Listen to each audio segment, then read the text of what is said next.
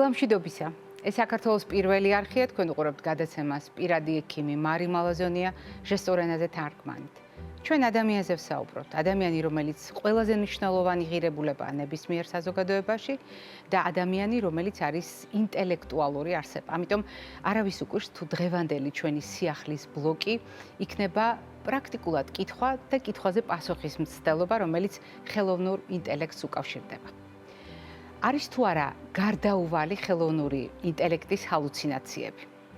მოდით გავიხსენოთ, როდესაც ჩვენ გადაცემის მსვლელობისას სხვადასხვა საკითხზე ვსაუბრობთ, სიახლეთა შორის რამდენჯერ ვახსენეთ ხელოვნური ინტელექტის ჰალუცინაცია ბოლო წლების მანძილზე. დიახ, ხელოვნური ინტელექტის ჰალუცინაცია რეალობაა. უფრო მეტიც სპეციალისტები თვლიან, რომ ჰალუცინაცია არის გარკვეულწილად განპირობებული ცხადია მრავალი ფაქტორით, მაგრამ ერთ-ერთი მიზეზი მისი ისიც გახლავთ, რომ ხელოვნური ინტელექტი გაწვრთნილია გვიპასუხოს. და ასეთ შემთხვევაში, თუ მას არ აქვს პასუხი, არ იგულისხმება პასუხის არ ქონა და ის ყოველთვის მოპოულობს ინფორმაციას იმისთვის, რომ დააკმაყოფილოს ჩვენი ინტერესი. მაგრამ სპეციალისტები, რომლებიც იკვლევდნენ შესაძლებლობას ჰალუცინაციის განვითარებისა, მიდნენ დასკვნამდე.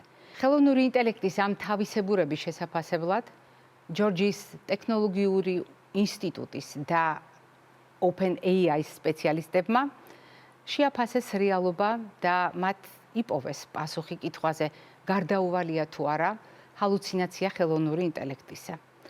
არა, ისინი ასე პასუხობენ, თუ ხელოვნური ინტელექტი ასევე გვიპასუხებს. არა, არ ვიცი. მას რატომ არ პასუხობს ასე ხელოვნური ინტელექტი? ამ კითხვაზე პასუხს, რა თქმა უნდა, შემდეგ სიახლეებში შემოგთავაზებთ.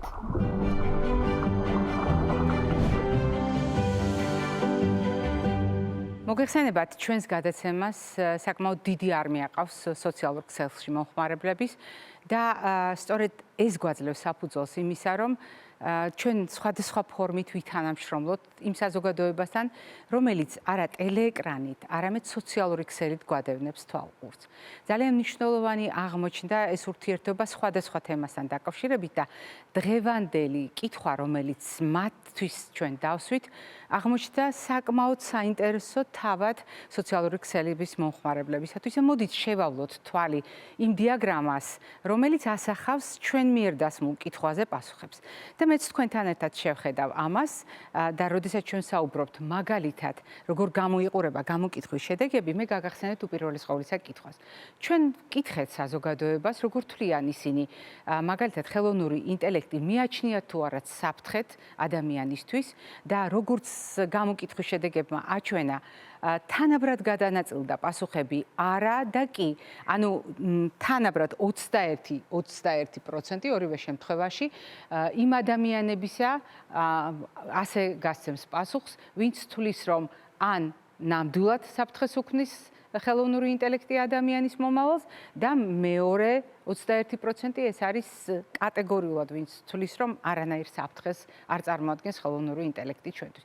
8% ვარაუდობს, რომ ეს საკითხი კარგად არ იცის და შესაბამისად არ იცის, როგორი იქნება ხელოვნური ინტელექტის გავლენა ადამიანის მომავალზე, მაგრამ ყველაზე საინტერესო აღმოჩნდა უმრავლესობის პოზიცია, დაახლოებით უმრავლესობის, უფრო ზუსტად თუ ვიტყვით, ნახევარი აუდიტორია თვლის, რომ ნაწილობრივ ქმნის საფრთხეს ხელოვნური ინტელექტი ადამიანებისათვის და სწორედ აი ამის გათვალისწინებით გავაგრძელებთ დღეს ჩვენ საუბარს ჩვენი გადაცემის დიდი ხნის მეგობართან ერთად. ის პრაქტიკულად ჩვენი გუნდის წევრი გახლავთ და თქვენ ეს ძალიან კარგად იცით.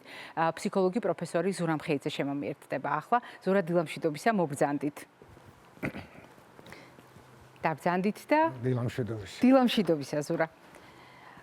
როდესაც მე ვთქვი ოჯახის წევრობის შესახებ მაყურებელს მინდა გავახსენო, ვინც ჩვენი ერთგული მაყურებელია, რომ ძალიან დიდი ხანი, მთელი ერთი სატელევიზიო სეზონი, მთელი წელიწადი ყოველ პარასკევს ჩვენს ეთერში, ჩვენი გადაცემის ეთერში ჩვენ საუბრობდით თქვენთან ერთად ადამიანის ფსიქოლოგიის სხვადასხვა წახნაგებზე.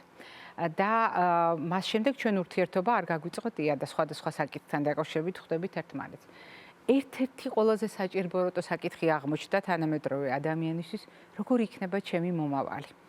ყველა ადამიანი ფიქრობს ამაზე სხვადასხვა ასაკში განსხვავებულად ხედავს თავის ხვალინდელ დღეს, მაგრამ თანამედროვე რეალობაში ადამიანი, რომელიც თავს სვიდა ყველაზე მაღალ ინტელექტუალურ არსებად, რომელიც ბიოლოგიური პირამიდის მწვერვალშია, სადაც ყველა ზემდგომი ქვემდგომს ჭამს, პრაქტიკულად აი ამ ხელოვნური ინტელექტის პირობებში ადამიანს გაუჩნდა შეკითხვა, რომელზედაც ზოგჯერ ხმამაღლა საუბრობს, ზოგჯერ არც კი.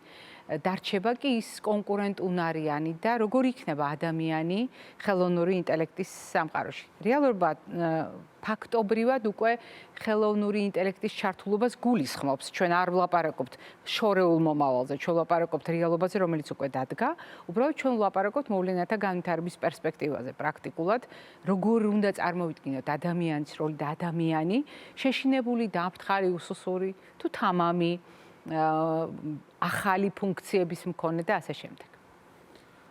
პირველ რიგში წარმოადგენს არაფერი ხელს არ უშლის, ყველანაირად შეგვიძლია წარმოვიდგინოთ, თუმცა პირველ ნაწილში რომ ზემდგომი ჭამს ქვემდგომს, ასე არ არის, მე ქვემდგომი ჭამს ზემდგომს. ბუნების კანონები. ეს რასაკვირველია, ბიცტრუპის მიხედვით ეს ყველაზე თვალსაჩინოა. ზუსტად იმაშია, რომ დავარქვათ კიდაც ბუნებას, ანუ იდეალურად აწყობილი სისტემაა გარემო.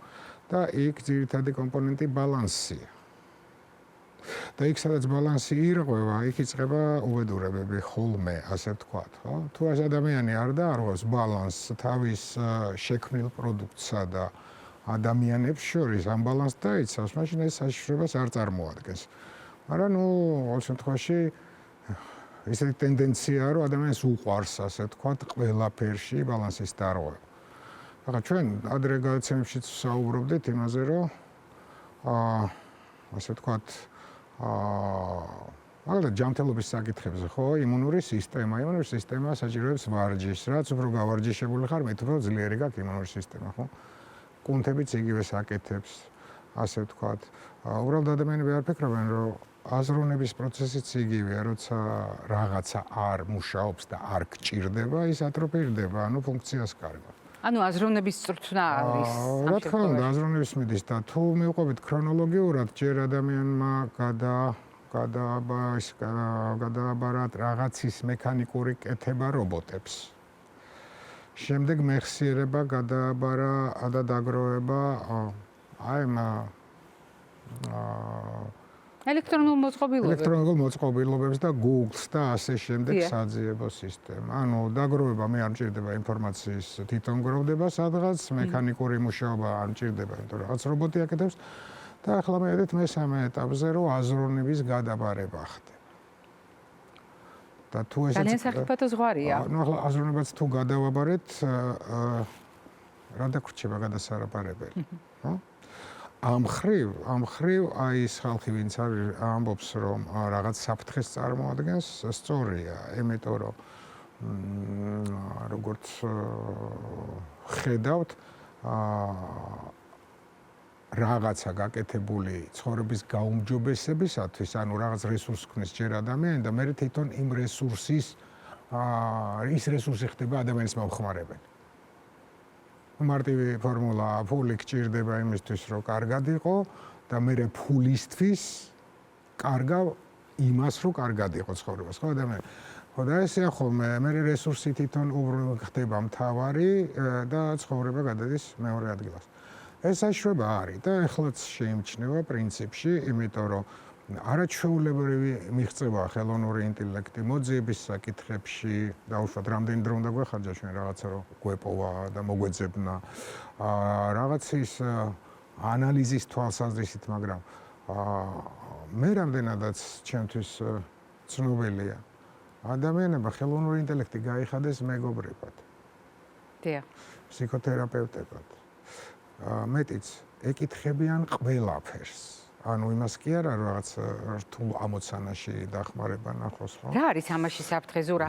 როდესაც პრაქტიკულად ჩვენ გამოკითხვას მოусმინეთ, ადამიანთა გარკვეული ნაწილი თვლიდა რომ საფრთხე არსებობს და თუ უკვე ნახსენები ფრაზებით ლოგიკას გავყვებით, ნამდვილად ასეთი საფრთხე შეგვიძლია დავინახოთ. მეორე მხრივ დავინახოთ სიკეთე, რომელიც შეიძლება ჩვენი ყოველდღიურობისთვის გამოვიყენოთ და ის წონასწორობა, რომელიც ადამიანთა იმ ნაწილს უკავშირდება, სადაც პასუხი არის ნაწილობრივ. მაგრამ თუ მე მთელი დღე ვეკონტაქტები ხელოვნურ ინტელექტს, თუ მე მეგობრად გავიხადე ხელოვნური ინტელექტი, ყველაფერს ვეკითხები ხელოვნურ ინტელექტს, თავად ფსიქოლოგს ამ შემთხვევაში შენ რა მიგაჩნია საფრთხეთ? სად არის აქ საფრთხე? ანუ ადამიანი კარგავს ძირითად ფუნქციას ის, რომ სოციალურია, უნარები, ბუნებრივი სოციალური ურთიერთობის უკვე ითდება, აზროვნების პროცესი ეზარება, ლოგიკური მსჯელობა ეზარება და გადაწყვეტილებებს მიანდობს ხელოვნურ ინტელექტს. და მოდი ესე ვილაპარაკოთ, ის ხელოვნური ინტელექტი ასე თუ ისე ხელოვნურია, ხო?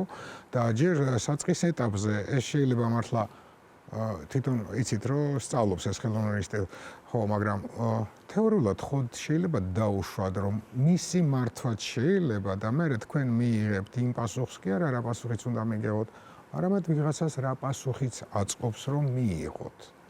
მაგ ფაზაში უკვე არის მეცნიერები ვარაუდობენ. ამიტომ ნახე, ჯერ მიგაღებინებს და სანდო გახდება შენთვის და მე უკვე გადაწყვეტილებების მიღებაში, მაშინ ადამიანის უნიკალურობა რა არის?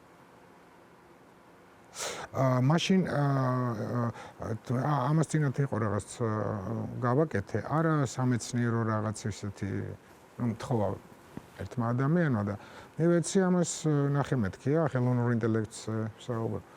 ხო და რა უნდა ვნახო? პასუხი გადაღებული მაქვს სხვათა შორის. რა უნდა ვნახო? მშვენივრად წერო. კაი, მითხარი, თუ მშვენივრად წერა, არ მინდა მეთქი, მოიცავ, მეუბნება. თუ ესეთი რაღაცები კიდე გამომიგზავნე, მაინტერესებს. ახლა მე ვიყენებ იმას, თუ იმან დაიწყო ჩემი გამოყენება, ხო? ნუ გამეცინა, ნუ მეთქი ეს რა არის. ვის ველაპარაკებ ამ დონეზე. ხო, ასე რომ საფრთხე არის იმისა, რომ ადამიანების მართვა შეიძლება ძალიან ადვილად მას მერე რაც ის დაუჯერებს მხოლოდ ხელოვნურ ინტელექტს. ძალიან ადვილი ხდება. აი ეს საფრთხე არის და ის 50% რო ამბობს ნაწილობრივ, ალბათ იგივეს გულისხმობს, რასაც მე გულისხმობ, რომ როგორ გამოიყენებ, რისთვის გამოიყენებ, დაიცავ თუ არა ამ ბალანსს. მე არ მინდა რომ ის ფრაზა დაგვავიწყდეს ძალიან მნიშვნელოვანი, რომელიც საუბრის დაწყებისას გამოიყენე.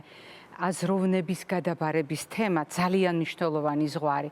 რაზეც ახლა საუბრობდი, ეს ახლოს არის აზროვნების გადაბარებასთან? რა თქმა უნდა. რა თქმა უნდა, აზროვნების გადაბარებასთან არის ახლოს. და საიდან ნამდვილ მაგალითს ვამბობ, ხო, ერთ უნდა წერილი მეწეროს, მით უმეტეს ის სასიყვარულო წერილზე ლაპარაკი, ნამდვილ ფაქტია, ხო?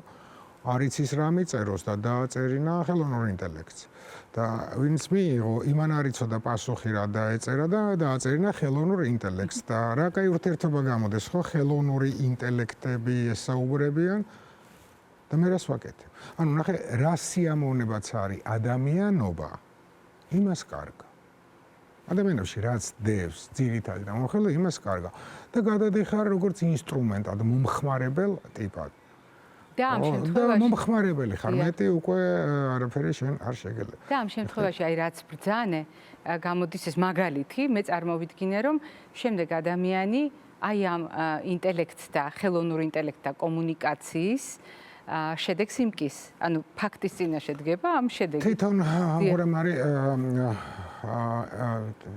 ტექნიკური პროგრესი უკუპროპორციულია კულტურული პროგრესის, ანუ რეგრესი მეტის იქა.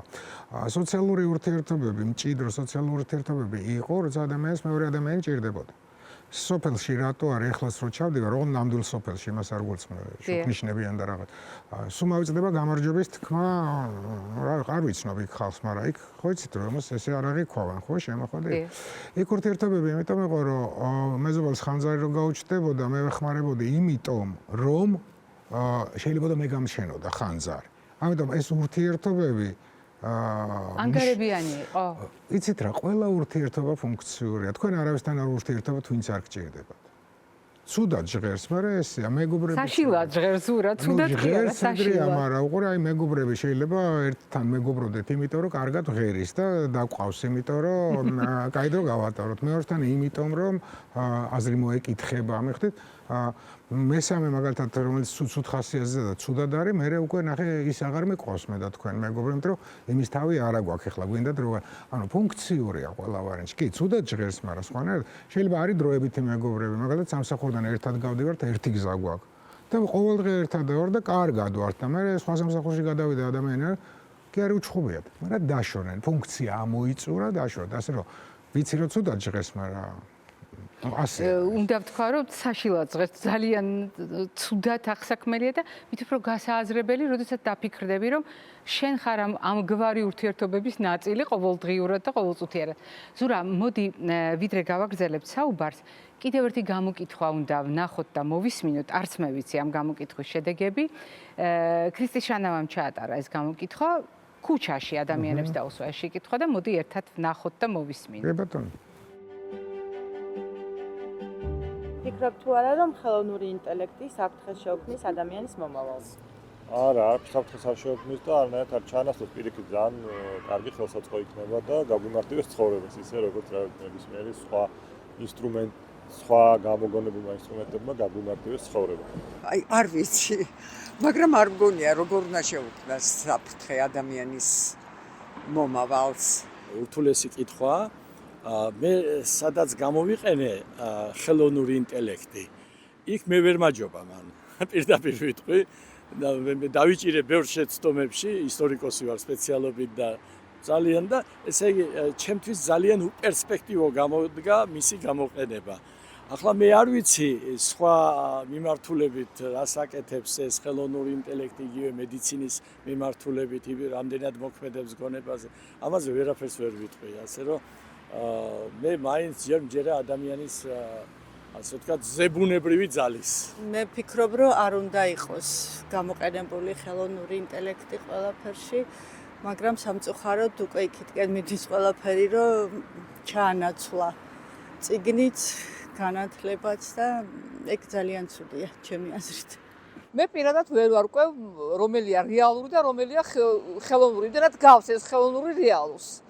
ჩემი აზრი ესეთია, მაგრამ ცუდი არ არის რაღაცაში. ხელოვნური ინტელექტი 21 საუკუნისთვის და 21 საუკუნის ტემპისთვის არის ძალიან კარგი საშუალება იმისთვის, რომ პროფესიონალმა ადამიანმა, რომელმაც სწორად შეიძლება გამოიყენოს ეს პლატფორმა, ჭკვიანურად დაგეგმოს, დროის მენეჯმენტიც სწორად გათვალოს და ძალიან ბევრ კარგ რამეში გამოიყენოს ხელოვნური ინტელექტი.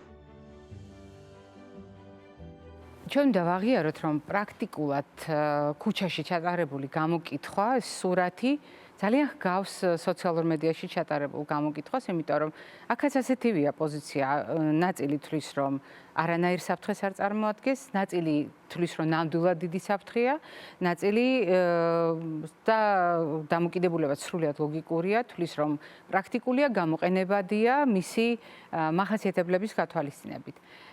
რომ დაუბრუნდეთ ჩვენ საუბარს და მსჯელობას.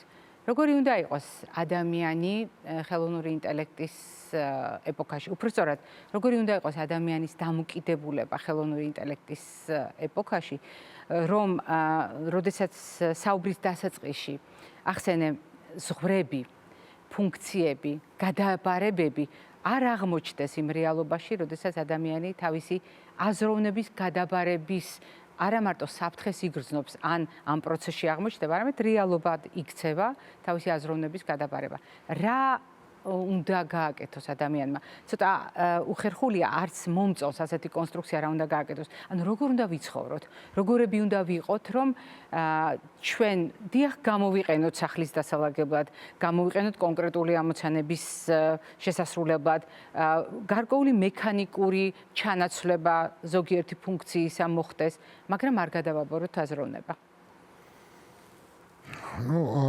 როგორი ხედვაც გვექნება, ის დამოკიდებულება გვექნება. თუ ჩვენ ჩავთვლით, რომ ეს არის ინსტრუმენტი, რაღაცები გაიუმჯობესო, მაშინ ეს ნორმალური მიმართებაა. თუ ეს არის ჩემთვის ყველაფერი და გახდება ყველაფერი, სახში გავიქცევი, იმიტომ რომ ხელოვნური ინტელექტი მელოდება, აი ეს თუ გამიჩნდება, ეს განცდები და ასე შემდეგ, ეს იქნება არასწორი მიმართებები. ეს შესაძლებელია რომ მოხდეს?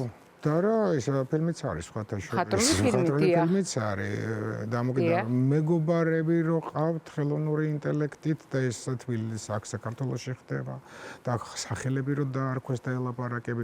ნახეთ გარანტირებული მეგობარი ყავს იქ სხვას არ ეტყვის რაღაცას, ყოველთვის უხარია და ჩაანაცვლა, ხო?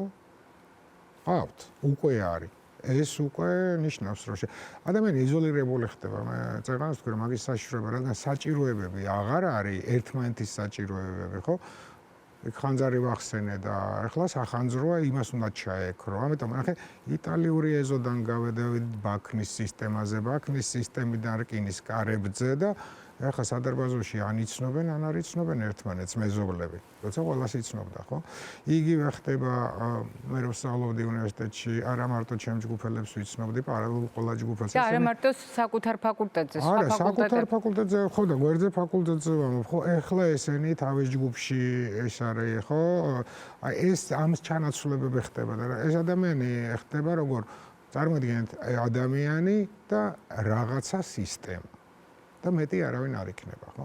აი ეს ხიფათი აქეთკენაა, რომ არც მეგობარი, არც ისა, მე და რაღაც სისტემა.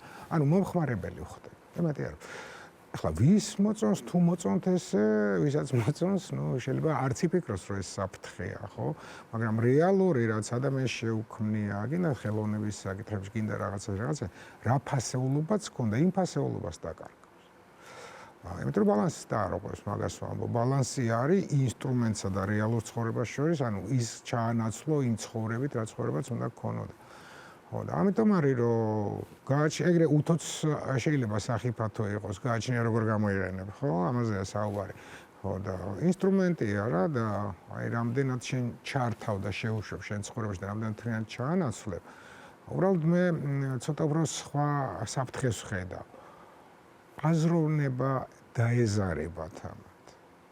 ანუ ნახეთ, ეხლაც ვამჩნევ ეს ჩვეულებრივი ლოგიკის პრობლემაა ხოლმე რა, საიდან რა გამომდინარეობს მსჯელობის დროს ვერ ვამჩნევ ხოლმე რომ ადამიანს ეს ესმის და იქ ხო ფიქრია საჭირო.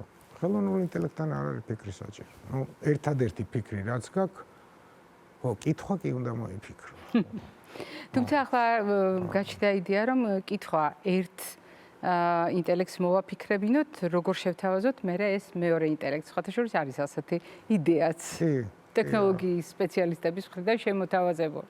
კი, და რაც ახლა თქვენთან იყო ინტერვიუში, ეს კი რა თქმა უნდა, ახლა მე სხვადასხვა ხელოვნურ ინტელექტს უბრალოდ ექსპერიმენტისთვის კი არა ვუყურებ და მაგალითად სერიოზული პროგრესია აქვს 6 თვის წინანდელი პასუხებით და ეხლანდელი პასუხებით რა, იმიტომ რომ ახლა შეცდომები რა თქვა ხო, ისტორიკოს შეცდომები კი არა, იმდენი სისულელე იყო თავიდან და თან მერე მოდის გიხდის რომ ეუბნები რომ არა ხარ სწორი, მაბატიო, ვიზდებიო და ასე შემდეგ და ძალიან დიდი მადლობა ზურაბ. ჩვენ ახლა ვიწყებთ ამ თემაზე საუბარს, მაყურებელს უნდა უთხრათ ფსიქოლოგიის ჭრილში. ჩვენ კიდევ შევხვდებით და ვისაუბრებთ ამ თემაზე. მით უფრო რომ მივადევნებთ თვალყურს მოვლენებს, იმიტომ რომ ძალიან სწრაფად ვითარდება მოვლენები და ის რაც პროგნოზულად მიაჩნდათ რომ 10 წელიწადში მოხდებოდა, დღეს უკვე ხდება. ამის გათვალისწინებით ჩვენ არ ვაპირებთ პროგნოზების კეთებას და არც დღევანდელი ჩვენი საუბარი იყო პროგნოზისთვის რა მოხდება და ამის მტკიცებისთვის. ჩვენ უბრალოდ შესაძლო რისკებზე ვსაუბრობთ და იმის აუცილებლობაზე, რომ ადამიანებმა, როგორც მოაზროვნე არსებებმა, აზროვნების უნარი შევინარჩუნოთ და არავის და არაფერს გადავაბაროთ. დღევანდელი ჩვენი საუბრის აზრით სწორედ ეს იყო. ჩვენ მაყურებელს უნდა შევახსენოთ, რომ ჩვენი სტუმარი გახდათ ჩვენი პრაქტიკულად გუნდის წევრი, ფსიქოლოგი პროფესორი ბატონი ზურამ ხეიძე. მე არ გემშვიდობებით, წინ კვებით შუქნიშანი გველოდება.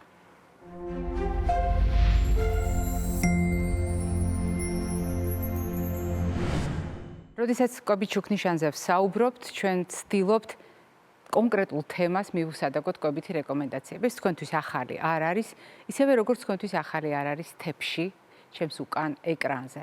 თეფში, რომელიც ჩვენი დღიური რაციონის სიმბოლოა და რომელიც გვეუბნება, რომ დიახ, ყოველდღიურად არანაკლებ თებშის ნახევრისა ჩვენ და ბოსტნეული და ხიდი მივირთვათ, არ უნდა დაგვავიწყდეს მარცვლეულ ბურღულეულისა და ცილის შეხამება აღნიშნულ პროდუქტებთან და უნდა დავიცვათ პრინციპი შეძლების და გვარა სულ ცოტა ხუთი ფერის, ხუთი ჯგუფის პროდუქტი.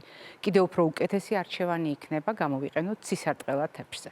თითქოს დაზეპირებულებით ჟღერს, თითქოს ძალიან ბევრჯერ გამეორებულია, ბევრჯერ დასწავლილია, ბევრჯერ მოსმენილი და ნანახია, მაგრამ ამას ყოველთვის ვიმეორებთ, იმიტომ რომ ადამიანისათვის ძალიან მნიშვნელოვანია მაგალითად მხედველობით მიღებული ინფორმაცია.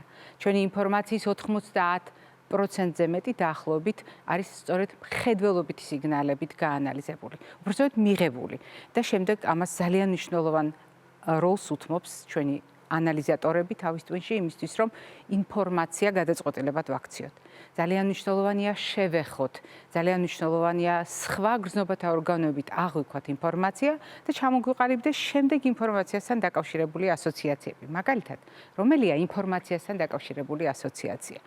ინფორმაციასთან დაკავშირებული ასოციაცია გახლავთ მდგომარეობა, როდესაც ჩვენ კონკრეტულ ისტორიულ მომენტს, კონკრეტულ ამბავს ვიხსენებთ, მაგალითად, კონკრეტული შეხებით, იმ გარემოცვით, რომელიც ამ მოვლენას ახლდა თან და შემდეგ ჩვენს მეხსიერებაში აღბეჭდილი ეს მოვლენები სწორედ ასეთივე განცდებით ცოცხლდება ჩვენში.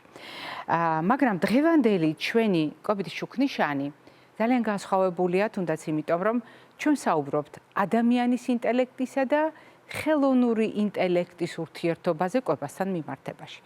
შენიშნეთ ალბათ, რომ წითელი ზონის ეკრანზეც ახლა სწორედ ის თებშია, რომელიც მწვანე ზონის ეკრანზე ვნახეთ და ზუსტად ისევე გამოიყურება, როგორც გამოიყურებოდა ჩვენი მთავარი თებში.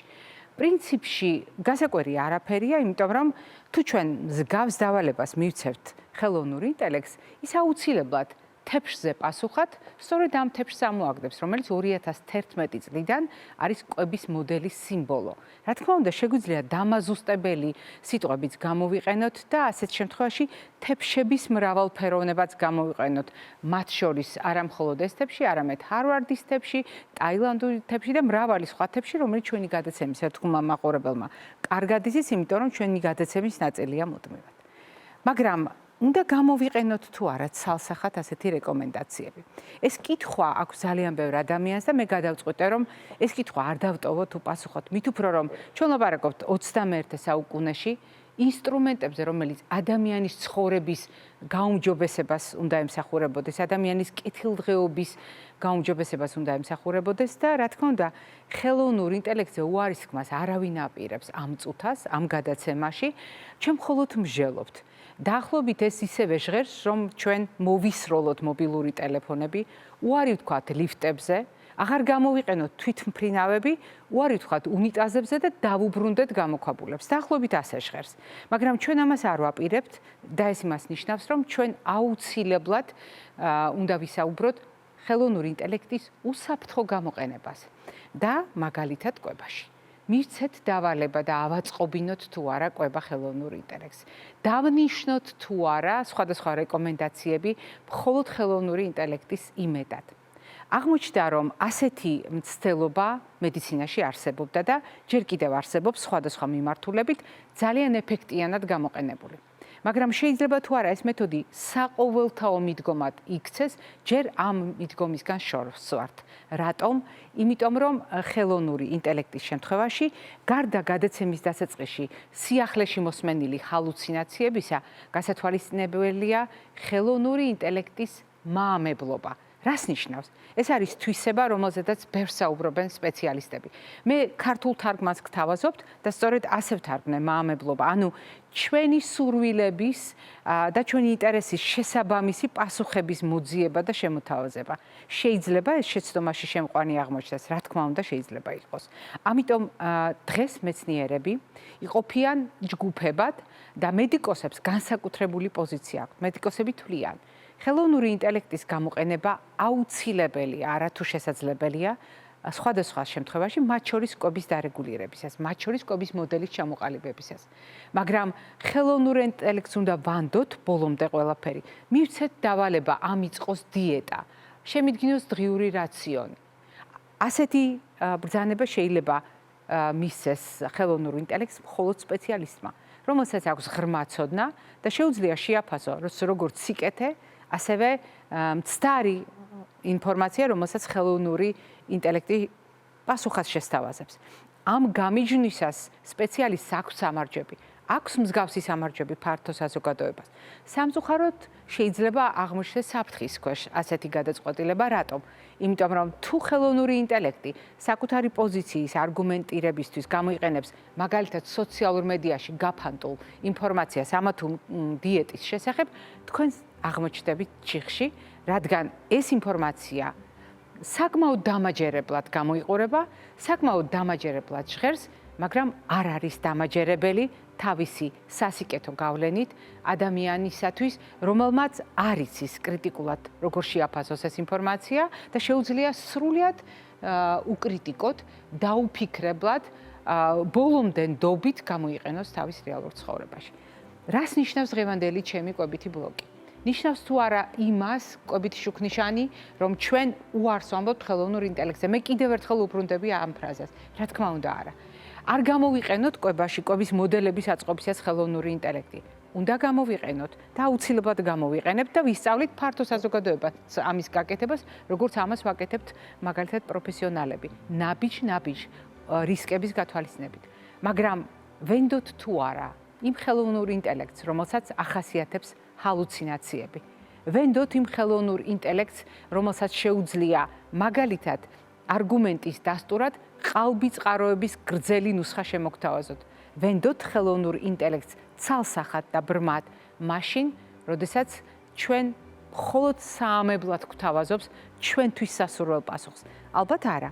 და ასეთ შემთხვევაში ჩვენ არა ხელოვნურ ინტელექტზე ვამბობთ უარს, არამედ ხელოვნური ინტელექტის იმ მახასიათებელზე, რომელმაც შეიძლება ჩვენს რეალობას შეუქმნას საფრთხე და ასეთ შემთხვევაში ფხიზელი კრიტიკულად მოაზროვნე ჩვენი მიდგომა იქნება ჩვენი უსაფრთხოების საუკეთესო წინაპირობა.